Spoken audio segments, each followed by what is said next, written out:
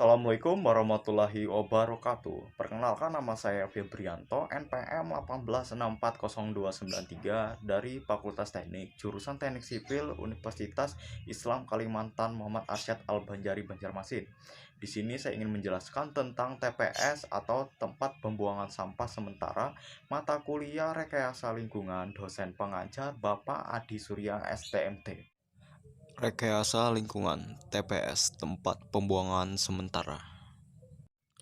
Latar belakang: sampah menjadi sesuatu hal yang tak terlepaskan oleh kehidupan manusia setiap harinya.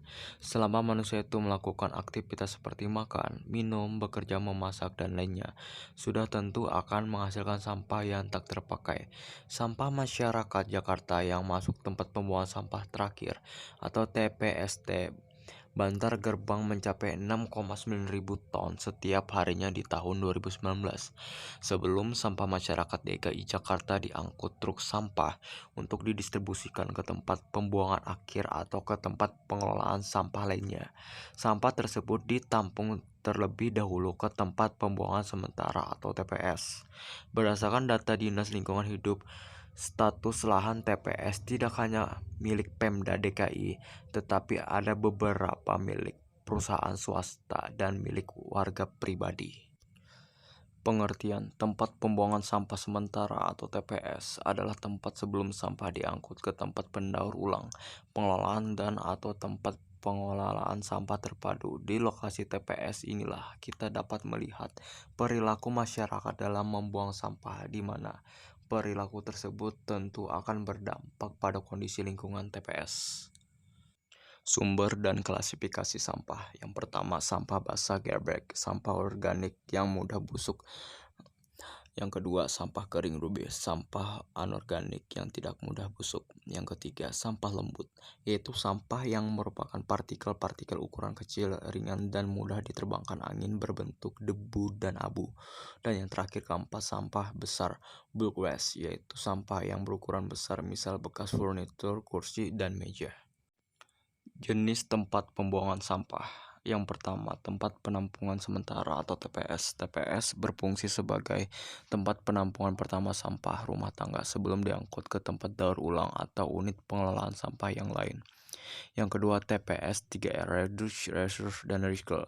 Sampah dari TPS selanjutnya akan dikelola di TPS 3R yang bertujuan mengurangi jumlah dan atau memperbaiki karakteristik sampah yang akan dibuang ke tempat pemrosesan akhir atau TPA. TPS 3R biasanya beroperasi dengan cakupan wilayah desa atau kecamatan. Yang ketiga, tempat pengelolaan sampah terpadu atau TPST. TPST adalah tempat dilakukannya kegiatan pengumpulan, pemilihan, dan penggunaan ulang, pendaur ulang, pengolahan, dan pemrosesan akhir sampah. TPST memiliki sistem proses sampah yang lebih kompleks dibandingkan dengan TPS 3R, karena TPST mengelola sampah sampai pada pemrosesan akhir sampah sehingga aman untuk dikembalikan ke lingkungan. Dan yang terakhir, keempat, tempat pemrosesan akhir TPA. TPA merupakan tempat untuk memproses dan mengembalikan sampah ke lingkungan secara aman bagi manusia dan lingkungan. Perbedaan signifikan antara TPST dengan TPA adalah dalam kebijakan sistem pengelolaan sampahnya. TPST melakukan berbagai kegiatan pengolahan sampah, sedangkan TPA melakukan penampungan sampah di lahan terbuka yang terkontrol. Kesimpulan yang dapat saya sampaikan, jadi TPS adalah tempat sebelum sampah diangkut ke tempat pendaur ulang, pengelolaan dan atau tempat pengelolaan sampah terpadu. Di lokasi TPS inilah kita dapat melihat perilaku masyarakat dalam membuang sampah, di mana perilaku tersebut tentu akan berdampak pada kondisi lingkungan.